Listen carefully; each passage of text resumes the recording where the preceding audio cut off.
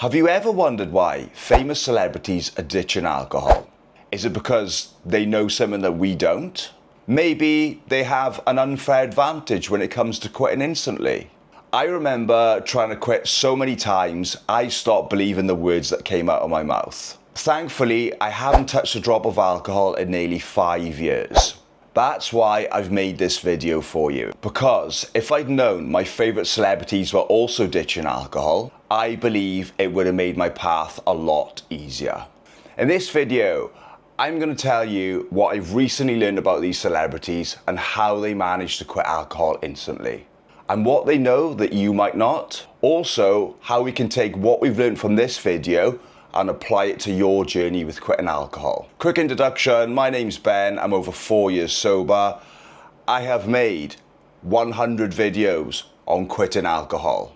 I've also made a Get Now Sober video course, which is now free. I'll leave the link in the description, check it out. You might have seen a clip recently with Joe Rogan declaring to the world that he just quit alcohol. The urge. So I went back to my ayahuasca place down in Costa Rica. Boom, boom. So I went 4 years ago, right? And that's when I quit drinking. Right. Which you know I did, right? Yeah. You know I quit drinking. I quit too. When? A month ago. But why did he quit? I was just as shocked as you when I stumbled across this finding. Famous for the JRE podcast, he's regularly seen with a drink in hand, talking and smiling with guests.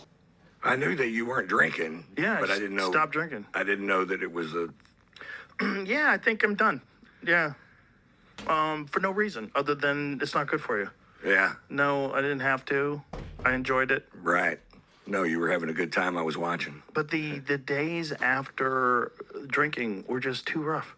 And I'm like, what kind of a moron who takes so good care of his body is poisoning himself a couple of days a week for fun? You know, why am I doing that? And then I'm like, well, will I have the same amount of fun if I don't poison myself? Turns out, yes. Then we have Bradley Cooper. Never hungover? On a film? Yeah. On an audition. Yeah? Did you get the movie? I did. And I was beyond hungover. I was probably, if you look at it logistically, still drunk. Right. But it was a callback to a movie, and I remember I was so drunk, or hungover, however you put it. It was just the time of day. It happened to be at 12 p.m. the next day. And I remember, and then when I got the call that I got it, I was like, I can do no wrong. And then halfway through shooting the movie, I was it was in Tampa, Florida. It was a little independent film, and I was like, hey, man, do you remember that callback? And I remember the guy, Morgan, was like, oh, yeah, man, I remember that callback. He goes, we almost didn't hire you. I said, oh, I'm so glad you're telling me this. Wait, tell me. He goes, you first of all, you smelled so bad like alcohol, and we thought maybe that's the kind of guy you were, and we hired you off of your first audition. Wow. So I learned a big lesson. I've spoken about him on multiple occasions on this channel. His story is remarkable, mainly because it's relatable to me and you. I won't go deep into his story now because you can find that on my other videos. But he quit drinking at the age of 29 when he was a nobody, and by 35 he became a somebody when he starred in the film The Hangover. It just goes to show you can never be too late to change your life and make such progress in such a short amount of time.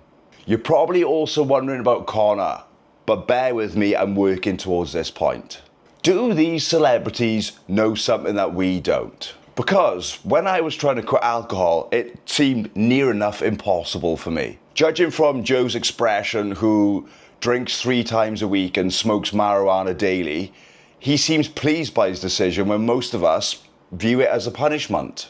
Bradley Cooper stated on a podcast with Jason Bateman that when he moved to LA, he couldn't get into any clubs, and all the girls he was interested in wouldn't even look at him. It made him feel completely depressed.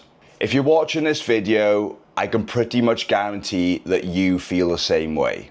If you could just quit drinking, you'd start to have more respect for yourself. You'd start to look and feel more attractive. Because when we're constantly poisoning our body, how can we possibly walk tall or even trust ourselves to lead ourselves in the direction that we want to go?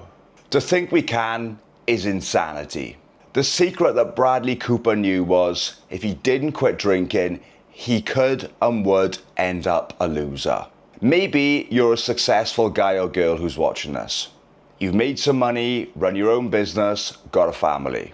If so, then your story would be more relatable to Joe.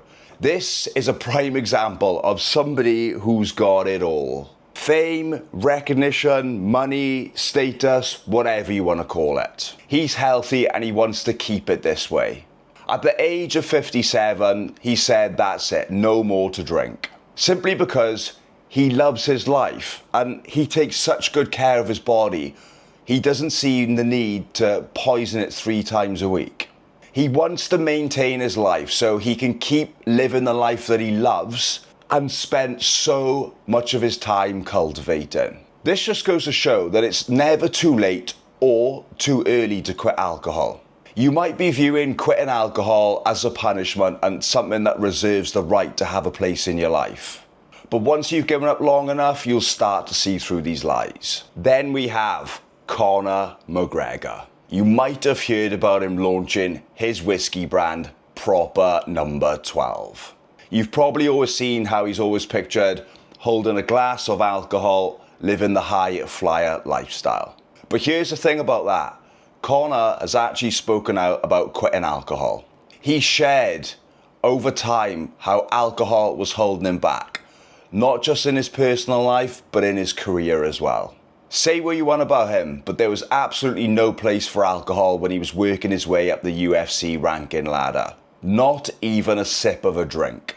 He's mentioned that alcohol can be a crutch, and how once you start to see through all the glamour, that the partying and the drinking is just a distraction from your real potential. Conor's story is a powerful one, and it's a reminder that people even at the top can choose to walk away from alcohol if it's holding them back. It's not official, but you've probably seen some presidential talk from Conor McGregor. The way it's heading, I can pretty much see him ditching the alcohol for good. So, how can we apply what we've learned in this video to our own journey with quitting alcohol?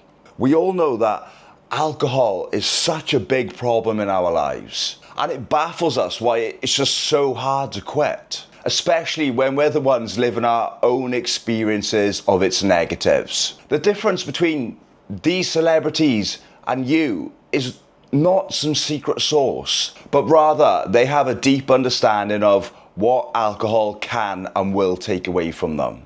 It's either because they've got too much to lose or too much not to gain. Which one is it for you?